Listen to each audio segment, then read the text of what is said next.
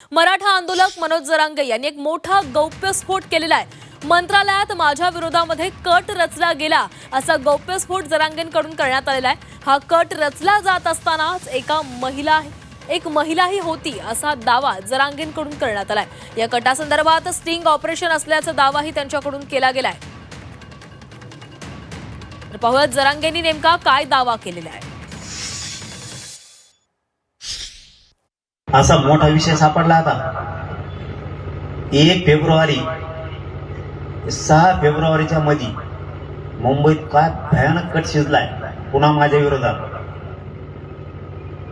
त्याचं कारण sting operation सुरू आहे, त्याच्यामुळे मी बोलत नाही। पूर्ण माहिती काढली ह्या 6 दिवसात मधल्या काय कट रचिलाय, मुंबईत काय कट रचला, मंत्रालयात काय रचला आणि काय बोलणं चालू आहे आणि हे पुढं कुणी घातलंय। कारण त्याच्यात आणखीन 6 ते 7 दिवस नाही झालं तर आणखीन 15 दिवस जातील। मंत्रालयात कुणी येतं जातं, आलं असं कशाला बी असं दाखवायचं। पण यांचं तिथं पण काय शिजलं, तिथं एक बाई पण होती त्यांच्यासोबत। हे काय शिजलं हे पुरं मला तिथंच बसलेल्या एक जणांनी येऊन सांगितलं।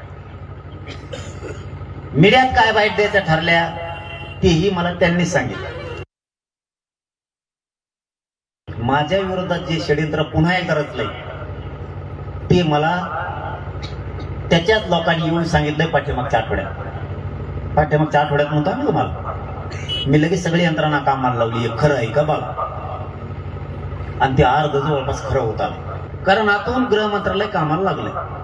कारण हे लहान विषय नाही, पुन्हा एकदा त्यांनी तोच कट रचायचा प्रयत्न केलाय पुन्हा एकदा। पण तो मला आधीच माहित झाला, मी सांगून टाकलं, कारण ते जवळजवळ तपास आलाय म्हणून मी आता काढलं नाही। 7-8 दिवस झाले मला माहित झालं, मी सांगितलं नाही।